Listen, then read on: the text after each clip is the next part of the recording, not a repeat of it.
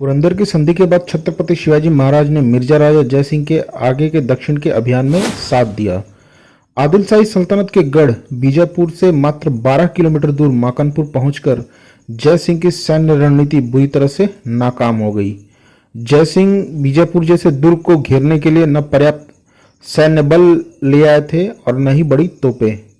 फलस्वरूप मुगलों को अपने कदम पीछे खींचने पड़े और एक सप्ताह तक माकनपुर में डेरा डालने के बाद जयसिंह को वापस अहमदनगर की तरफ लौटना पड़ा। छत्रपति शिवाजी महाराज के मुगलों से संधि के पश्चात उनके वीर सेनानायक नेताजी पालकर ने आदिल शाह के साथ मिलकर मुगलों पर हमला कर दिया, लेकिन जयसिंह ने कुछ जागीरें, 5,000 मनसब का पद और 38,000 रुपए देकर नेताजी पालकर को मुगल सेना में शामिल कर लिया। जयसिंह ने दक्षिण के बदलते समीकरण के मद्देनजर मुगल बादशाह औरंगजेब से छत्रपति शिवाजी महाराज से मिलने के लिए पत्र भेजा ताकि शिवाजी महाराज का नेतृत्व देकर मुगल सेना को बड़े मोर्चों पर जिताया जाए। औरंगजेब के शासनकाल की मुगल इतिहास की सबसे महत्वपूर्ण घटना की पटकथा लिखी जाने वाली थी।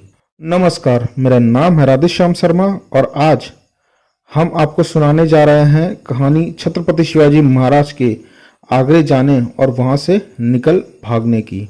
जयसिंह शिवाजी महाराज को मुगल दरबार में भेजना तो चाहता था, लेकिन यह कार्य इतना आसान नहीं था, क्योंकि पुरंदर की संधि की शर्तों के मुताबिक शिवाजी ने साफ कर दिया था कि वो न तो मुगल सेना में कोई मनसब लेंगे, न ही मुगल दरबार में कभी जाएंगे। यही कारण था कि जयसिंह ने चालाकी से मनसब का पद उनके पुत्र संभाजी महाराज को सौंप दिया था। संभाजी महज 7 साल के थे। ऐसे में रखवाले की तरह शिवाजी महाराज को संभाजी को संभालना ही पड़ता और इससे जयसिंह का कार्य भी सध जाता। शिवाजी महाराज के साथ साथ उनके सलाहकार भी औरंगजेब पर यकीन नहीं करते थे। यही कारण था कि जयसिंह को एड़ी चोटी का जोर लगाना पड़ा। शिवाजी महाराज बिल्कुल भी आगरे जाने के लिए राजी नहीं थे, लेकिन जयसिंह ने उन्हें पूरा यकीन दिलाया और उन्हें ये कहा गया कि उनकी सुरक्षा का पूरा ख्याल रखा जाएगा और उन्हें सुरक्षित वापस दक्षिण की तरफ भी लाया जाएगा। कुमार राम सिंह ने शिवाजी की रक्षा प्राणों से करने की शपथ ली थी। राज्य का कार्यभार माता जीजाबाई के हाथों में छोड़कर मोरोपंत पेशवा, नीलोजी सोनदेव और अन्नाजी दत्तो को अलग अलग पदों पर रखकर अपने पूरे प्रशासन को अलग अलग तरीके से कार्य करने के लिए स्वतंत्र कर शिवाजी महाराज तैयार हो चुके थे। मार्च के तीसरे हफ्ते में 1666 ईस्वी में शिवाजी महाराज ने राजगढ़ से दिल्ली की अपनी यात्रा आरंभ कर दी थी। महाराज के साथ 7 साल के उनके पुत्र संभाजी और कुछ विश्वसनीय सैन्य नायक और साथ ही 4,000 की सेना भी थी। 1 लाख रुपए उन्हें मुगल कोष से यात्रा के खर्च के रूप में दिया गया था।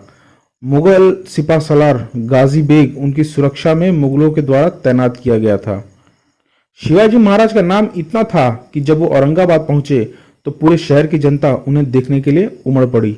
औरंगाबाद के गवर्नर साफ सिकंद खान ने छत्रपति शिवाजी महाराज का अपमान करने के लिए अपने दरबार में उन्हें एक मामूली जमींदार कहा और उन्हें लेने खुद न जाकर अपने भतीजे को भेज दिया। छत्रपति शिवाजी महाराज को ये अपमान लगा और वो सीधे अपने रुकने के स्थान पर चले गए, लेकिन बाद में साफ सिकंद खान खुद अपने पूरे दरबारियों के साथ उनसे मिलने पहुंचा। छत्रपति शिवाजी महाराज इतने अपमान के बाद भी विनम्रता के साथ उससे मिले। 9 मई 1666 ईस्वी को शिवाजी महाराज आगरे की सीमा पर पहुंचे और 12 मई को उन्हें दरबार में बुलाया गया। चंद्र कैलेंडर के हिसाब से उस दिन बादशाह आलमगीर औरंगजेब का जन्मदिन था और दरबार में जश्न का माहौल था। शिवाजी महाराज को राम सिंह खुद सम्मान के साथ दरबार में ले गए। साथ में उनका पुत्र संभाजी भी था। छत्रपति को दरबार में अपमान का सामना करना पड़ा। उन्हें उन मुगल दरबार के मनसबदारी सैन्य नायकों के पीछे खड़ा किया गया जिन्हें छत्रपति महाराज हरा चुके थे। भरे दरबार में महाराज चिल्ला पड़े, जिससे औरंगजेब समेत पूरे दरबार का ध्यान उस ओर चला गया। औरंगजेब ने जब पूछा तब राम सिंह ने मामले को पूरा दबाने की कोशिश करते हुए ये कहा कि जंगल के शेर को शहर की गर्मी बर्दाश्त नहीं हो रही है। छत्रपति खुद राम सिंह का जवाब नहीं पचा पाए और दरबार से निकल गए। राम सिंह दौड़ा दौड़ा शिवाजी महाराज के पास गया। एक तरफ छत्रपति शिवाजी महाराज का क्रोध चरम पर था तो वहीं दूसरी तरफ दरबार में औरंगजेब के दिमाग का पारा चढ़ा हुआ था। शिवाजी महाराज ने औरंगजेब के पास संदेश भिजवाकर जयसिंह द्वारा किए गए वादे को पूरा न करने का आरोप लगाया। औरंगजेब ने जयपुर महल में राम सिंह की देखरेख में छत्रपति शिवाजी महाराज को नजरबंद करने का आदेश दे दिया। महाराज को दरबार आकर औरंगजेब से मिलने की इजाजत भी नहीं दी गई, सिर्फ संभाजी महाराज को दरबार जाने की इजाजत मिली हुई थी। कुछ ही दिनों के भीतर शिवाजी महाराज को समझ आ गया कि वो अब एक बंदी से ज्यादा कुछ भी नहीं है। शिवाजी महाराज को तब उनके सलाहकारों ने सलाह दी कि आप औरंगजेब से बोलिए कि वो आपको बीजापुर और गोलकुंडा जीतने की कमान सौंप दे ताकि आप दक्षिण जाकर मुगल पताका का विस्तार कर सके। शिवाजी महाराज के सलाहकार रघुनाथ पंत कोरदे ने दरबार में जाकर शिवाजी का संदेश औरंगजेब को दिया, लेकिन औरंगजेब ने थोड़ा और इंतजार करो, फिर वही मिलेगा जो तुम चाहते हो कहकर रघुनाथ को लौटा दिया। शिवाजी महाराज ने औरंगजेब से अकेले मिलने की मांग की। उस वक्त शिवाजी महाराज के बारे में कई अफवाहें प्रचलित थी।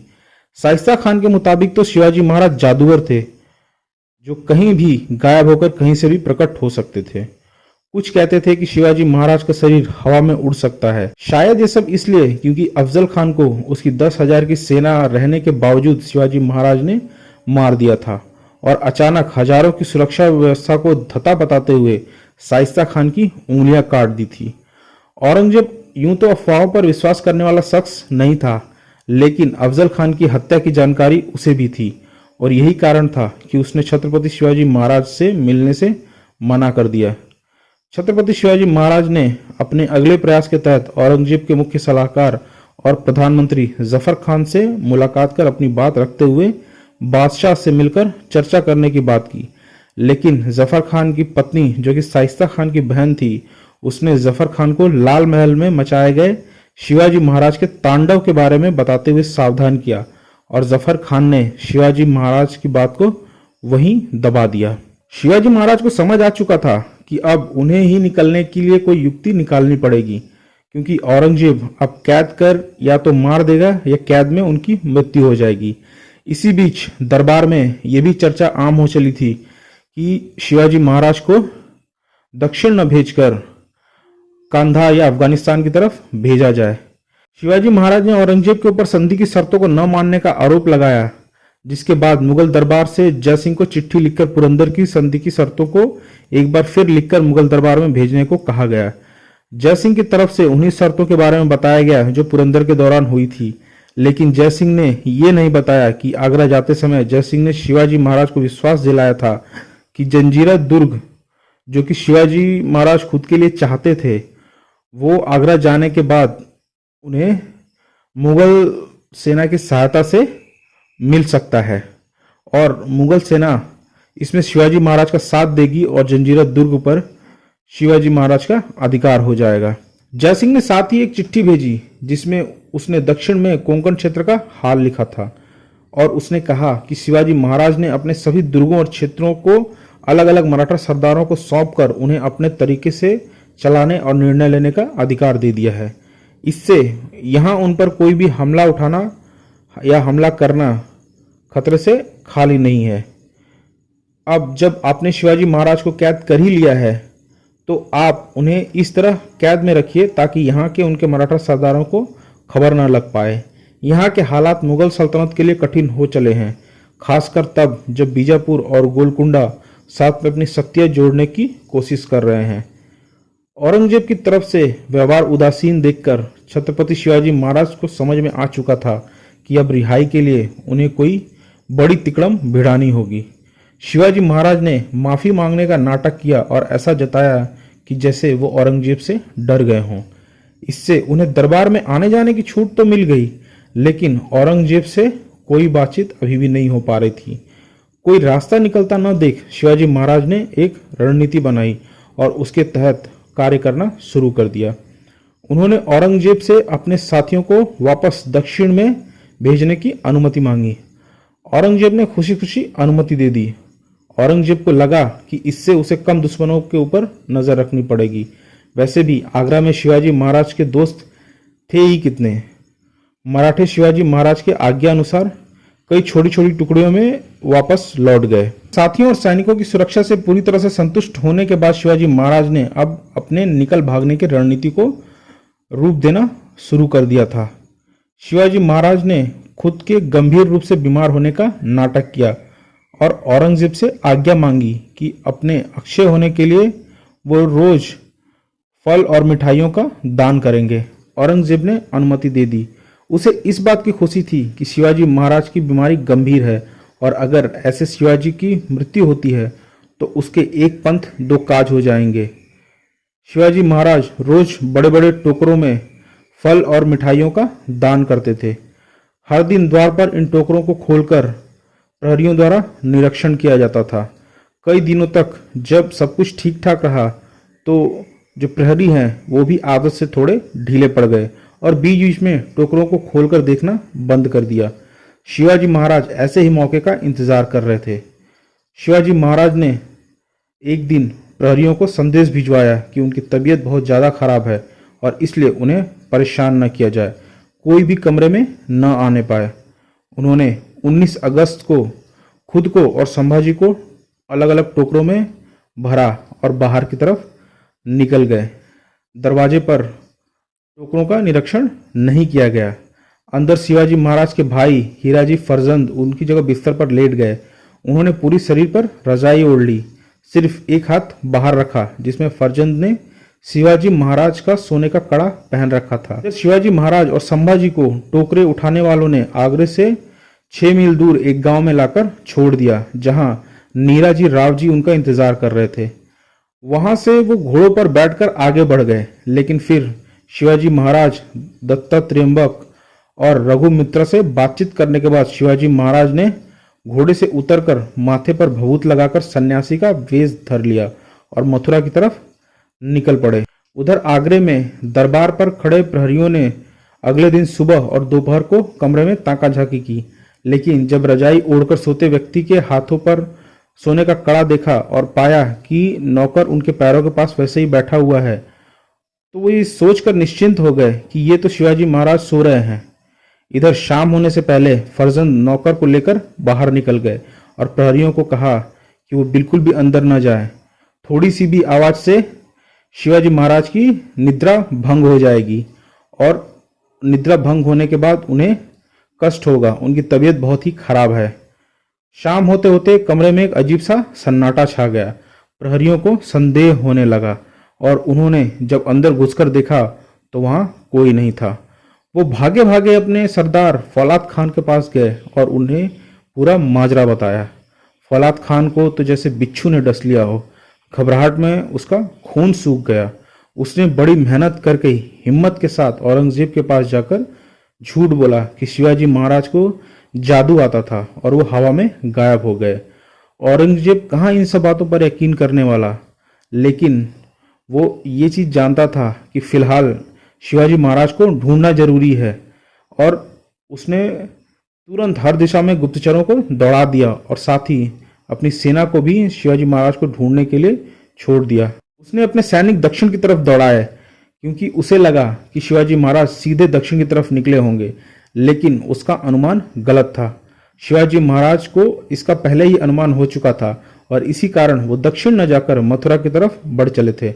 मथुरा पहुंचकर शिवाजी महाराज को यह एहसास हुआ कि पुत्र संभाजी के लिए इतना चलना मुश्किलें पैदा कर रहा है और उन्होंने मथुरा में कृष्ण जी, काशी और विशाजी को संभाजी को संभालने के लिए दे दिया। कृष्ण जी, काशी और विशाजी शिवाजी के पेशवा मोरोपंथ त्र्यंबक के रिश्तेदार थे और तीनों ब्राह्मणों ने जान देकर भी संभाजी की रक्षा का प्रण लिया। समय आने पर शिवाजी के इशारे पर संभाजी को भी दक्षिण भेजने की बात हो चुकी थी। शिवाजी महाराज मथुरा से होते हुए इलाहाबाद, बनारस और फिर गया पहुंचे और फिर वहां से उड़ीसा के पुरी पहुंचे और फिर गोंडवाना, गोलकुंडा से होते हुए दक्षिण की तरफ गए। शिवाजी महाराज ने सन्यासी का वेश धरा हुआ था और एक छड़ी में हीरा मोती छिपा लिया।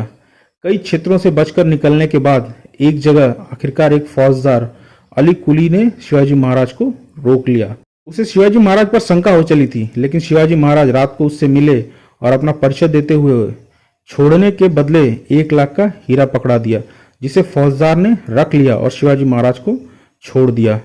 शिवाजी महाराज जब राजगढ़ के किले में पहुंचे तो उन्होंने सन्यासी का भेष धरा हुआ था। उन्हें कोई पहचान नहीं पाया। उन्होंने प्रहरियों से माता जीजाबाई से मिलने की इच्छा जताई।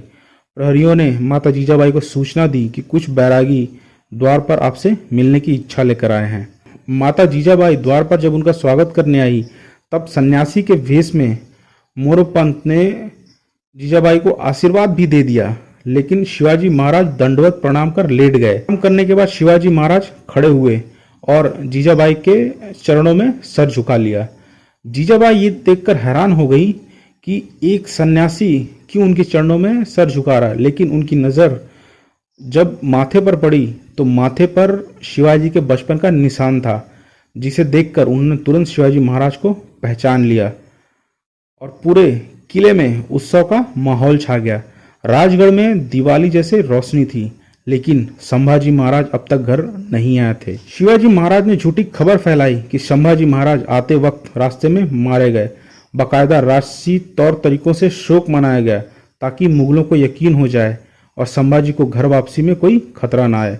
कई दिनों बाद जब हालात कुछ सामान्य हुए तब शिवाजी महाराज ने मथुरा चिट्ठी लिखी और तीनों भाइयों को बुला लिया। तीनों भाई कृष्ण जी, काशी और विशाजी संभाजी को लेकर अपने पूरे परिवार सहित राजगढ़ पहुंचे। उन्हें शिवाजी महाराज ने धन संपदा देकर अपने संरक्षण में रख लिया। शिवाजी महाराज की कुशल वापसी की खबर मुगलों के लिए बड़े झटके की तरह थी। दक्षिण में उनके कमजोर सैन्य अभियान की बची खुची शक्ति भी खत्म हो गई थी। इन सब में सबसे बड़ा नुकसान नेताजी पालकर का हुआ। जय सिंह ने औरंगजेब के आदेश पर उन्हें बंदी बना लिया और उनका धर्म परिवर्तन करवाकर मोहम्मद कुली खान बना दिया गया। उनकी पत्नी और बच्चों को आगरे ले जाया गया, जहां पर उनका भी धर्म परिवर्तन किया गया। दक्षिण में विद्रोह का बिगुल बज चुका था और इधर औरंगजेब को एहसास हुआ कि उसने शिवाजी महाराज से आगरे में न मिलकर मुगल साम्राज्य के लिए कितनी बड़ी मुश्किल खड़ी कर दी है। अपने आखिरी दिनों में औरंगजेब दक्षिण के क्षेत्रों को जीतने की कोशिश करता रहा। अपने जीवन के आखिरी 26 साल औरंगजेब ने दक्षिण भारत के विजय अभियानों में लगा दिया, लेकिन नतीजे कभी मन मुताबिक नहीं मिले और जीवन भर इसका उसे अफसोस रहा।